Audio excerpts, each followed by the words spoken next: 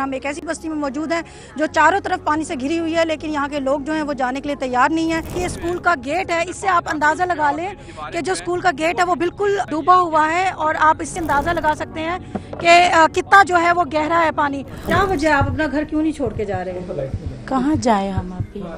हमारे घरों में हमने जो मेहनत से छोटा मोटा सामान बनाया, इसको कैसे छोड़ के चले जाएं? जवाना बच्चियां ने ते लैके किधर जाएंगे? कोई साढ़े को पैसे होना ही पिछा लैके पुत्र पाल गए, ये मजबूरियां सारे काम कराने। अगर आप देखें पानी ये कम से कम 20 फुट गहरा है। यहाँ पर लोगों की फसलें थी जो सारी डूब गई हैं। अस्सलाम वालेकुम, मैं हूँ आयशा सगीर और आप देख रहे हैं एक्सप्रेस न्यूज़। हम इस वक्त मौजूद हैं गंडा सिंह के इलाके में, जहाँ पर जो देहात हैं वो ज़ेरे आब आए हैं और हम एक ऐसी बस्ती में मौजूद हैं जो चारों तरफ पानी से घिरी हुई है, लेकिन यहाँ के लोग जो हैं वो जाने के लिए तैयार नहीं है।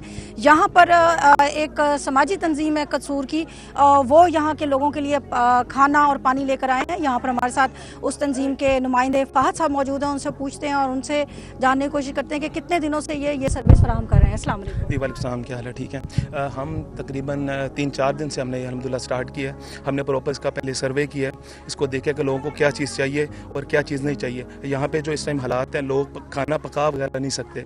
उनके जो हो सकता है वो ये हो सकता है कि उनको पका पकाया खाना दिया जाए जिसकी उन्हें अशद ज़रूरत है, और साथ उन्हें पानी दिया जाए। साफ़ पानी हमारा प्रोजेक्ट SMD फाउंडेशन का चल रहा है, क्लीन वाटर प्रोजेक्ट। उसके थ्रू हम लोगों को साफ़ सुथरा पानी देते हैं, बोतल ड्रिंकिंग वाटर दे रहे हैं, और इसी के साथ लोगों को अद्वियात भी देख रहे हैं उनको क्या इसमें चीज़ चाहिए। और दूसरा यहाँ पे जो है पानी की खुराक की जो पका पकाया हो उसकी बहुत ज़्यादा अशद ज़रूरत है। और तीसरी बात, यहाँ पे अक्सर आप देखें कितना मुश्किल है यहाँ पे पहुँचना। इस तो फाज साहब ये बताइए, ये आसपास के कितने देहात हैं जो ज़ेरे आब हैं और आप कितने देहातों में ये सर्विस दे रहे हैं? तकरीबन 17-18 देहात जो इस टाइम बिल्कुल उनके हालात इस टाइम बहुत टाइट है। हम अभी तक तो 3-4 देहातों में जा चुके हैं इस तरह प्रॉपरली, और अल्हम्दुलिल्लाह आज इधर आए हैं। इंशाल्लाह नेक्स्ट डे हम किसी दूसरे पे जाएंगे, फिर उससे अगले दिन किसी दूसरे पे जाएंगे, तो इंशाल्लाह ये खिदमत का सफ़र इंशाल्लाह जारी रहेगा। जी बिल्कुल। पाकिस्तान में जब भी किसी किस्म की कोई मुसीबत आती है, चाहे वो ज़ल्ज़ला हो, सैलाब हो या वो जंग के जो है दिन हो, तो जो समाजी तंजीमें हैं पाकिस्तान की वो आगे बढ़ती हैं और इस तरह जो लोग फंसे हुए होते हैं, जो परेशान होते हैं, उनके लिए ना सिर्फ खाना लेते हैं, पानी लेते हैं, और खिदमत खल्क का जो जज्बा है वो लोगों में बहुत देखने में सामने आता है। और इस तरह की समाजी तंजीमें हुकूमत के साथ मिलकर बहुत अहम किरदार अदा करती हैं।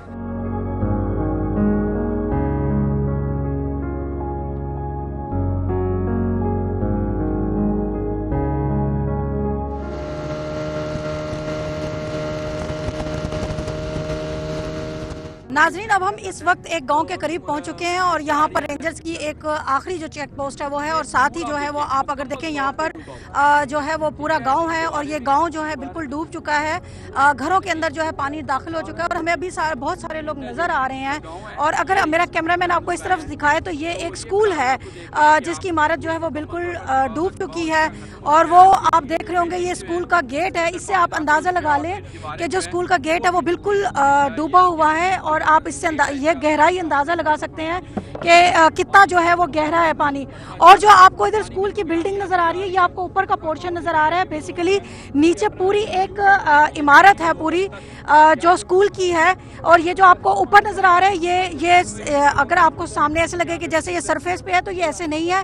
ये स्कूल की बालाई मंजिल है जो ऐसे लग रहा है जैसे जमीन पे। आपको इन दीवारों से अंदाजा हो रहा होगा कि ये पानी कितना ज्यादा है और कितनी गहराई जो है यहाँ पर है। ये ऊपर सामने बंद है जिसकी वजह से जो उस तरफ की जो बस्ती है वो अभी तक महफूज है, लेकिन ये एक रेंजर्स की चेक पोस्ट है, ये भी आपको नजर आ रही होगी। और पानी जो है यहाँ पर इम्कान है कि मजीद यहाँ पर बढ़ेगा। ये वो पानी है जो भारत की तरफ से छोड़ा गया था, और उसके बाद जो है यहाँ पर जो जो बस्तियाँ हैं वो ज़ेरे आब आ चुकी हैं।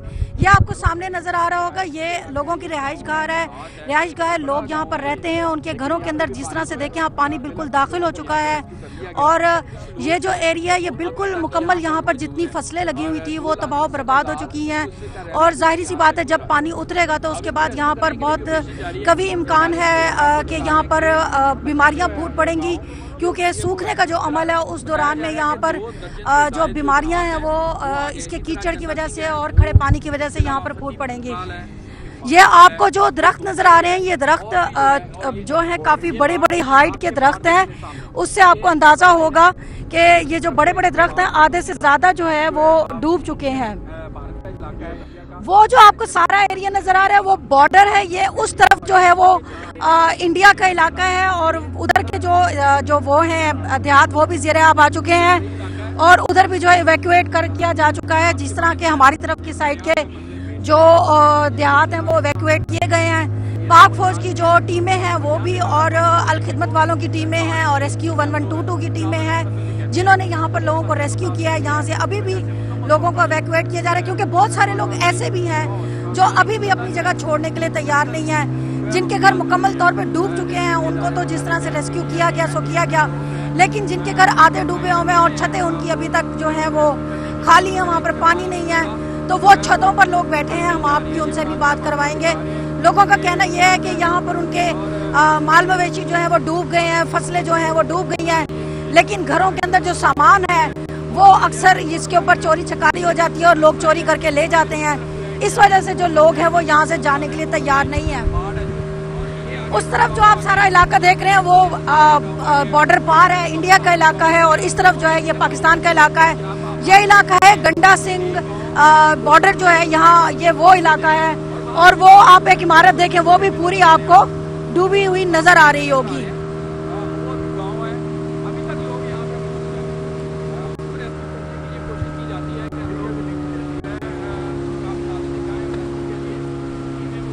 बंद के पास जो पीछे इमारतें हैं वो जो है वो कुछ बची हुई हैं, लेकिन पानी वहाँ भी घरों के अंदर जो है वो दाखिल हो चुका है। इनका सामान डूबा हुआ है और चीजें खराब हो गई हैं। खवातीन से हमारी बात हुई तो बता रही थी उनका इलेक्ट्रॉनिक का जो सामान है, मशीनें वगैरह वो सारी जो है वो खराब हो चुकी हैं, जबकि यहाँ पर बिजली जो है मुनक़िता कर दी गई है क्योंकि यहाँ पर सिक्योरिटी पर्पज से कि पानी की वजह से यहाँ पर कोई करंट वगैरह ना आ जाए, इस वजह से यहाँ पर जो बिजली का निज़ाम है वो बंद कर दिया गया है।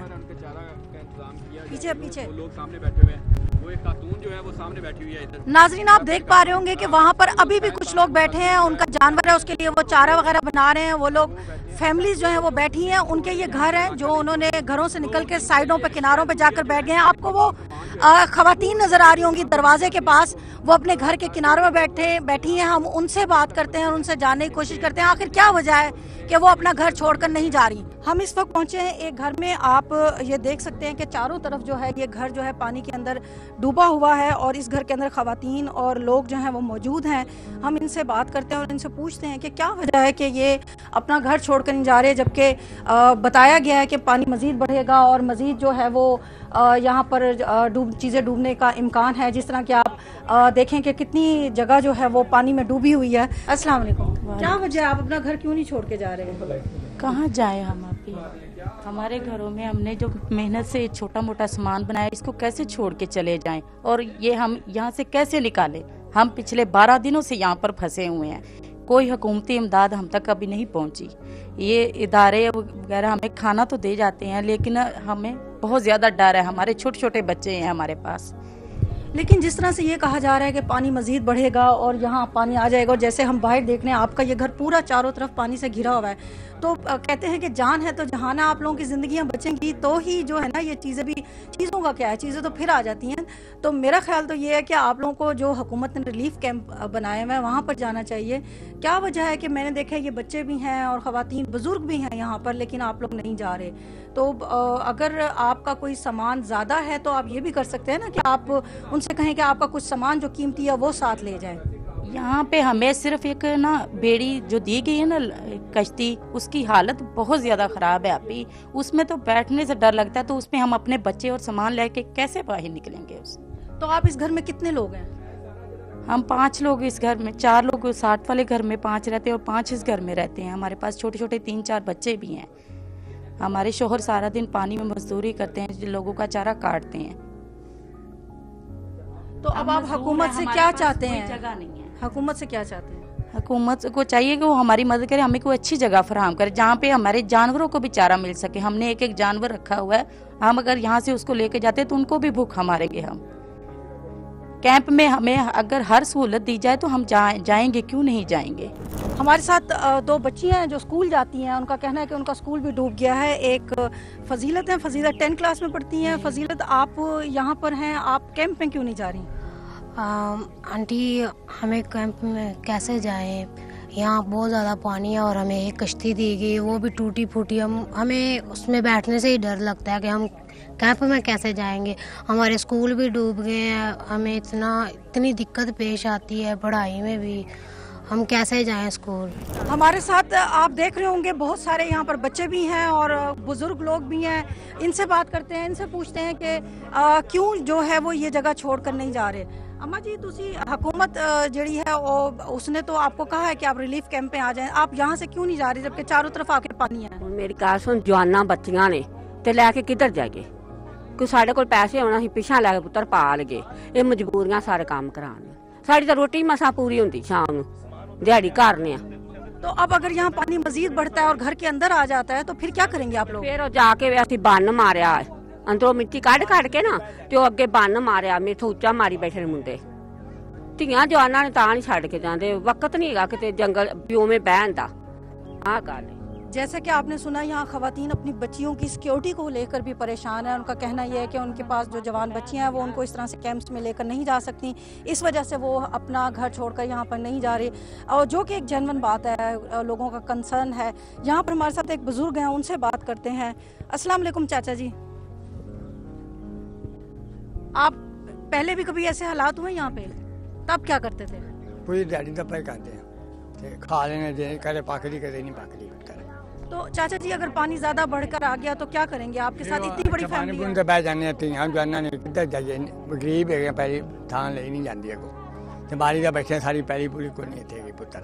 तो आप क्या चाहते हैं, हुकूमत कोई आपको एक अलग से सेफ जगह दे, एक महफूज जगह दे जहाँ बच्चियाँ लेकर जाएं? हाँ वो देन तो फिर असी जा चले जावांगे, जान फिर जान जे दे देन तो थानू पुत्र था। साडा इत्थे कोई वाला नहीं, ना कोई पैली ना कोई था, गरीब है। ये बस्ती जो है ये चारों तरफ से पानी से घिरी हुई है और हर घर के अंदर लोग बैठे हुए नजर आ रहे हैं। जैसे अगर आप वहाँ सामने देखेंगे तो वहाँ पर भी एक फैमिली है। इन लोगों को हुकूमत की तरफ से और मरकजी मुस्लिम लीग की तरफ से खाना पहुँचाया जाता है बोर्ड पे आकर। इनके तहफ़्फ़ुज़ात हैं। इन लोगों का कहना यह है कि इनको कोई एक महफूज और सही जगह दी जाए तो वो अपनी बच्चियों को लेकर यहाँ से जाएंगे। ये पूरा एक ख़ानदान है। अगर आप, मेरे कैमरामैन आपको दिखा सकें तो यहाँ पर बहुत सारे बच्चे हैं, ख़वातीन हैं, बूढ़े बुज़ुर्ग अफराद हैं। तो ये लोग जो है अपनी जगह छोड़ने के लिए तैयार नहीं है। कुछ का कहना यह है कि चीज़ें चोरी हो जाती हैं, सामान जो है उनका वो यहाँ पर है, जो अगर वो यहाँ से चले जाएंगे तो उनको ये खौफ है कि कहीं उनका सामान चोरी ना हो जाए। और जबकि बुजुर्ग ख़वातीन से जो हमारी बात हुई, उनका कहना ये था कि उनके साथ जवान बच्चियाँ हैं, वो उनको घर से लेकर नहीं जा सकती, या तो उनको कोई महफूज इलाका जगह दी जाए जहाँ पर वो मुस्तकिल तौर पर बैठ सकें। जी।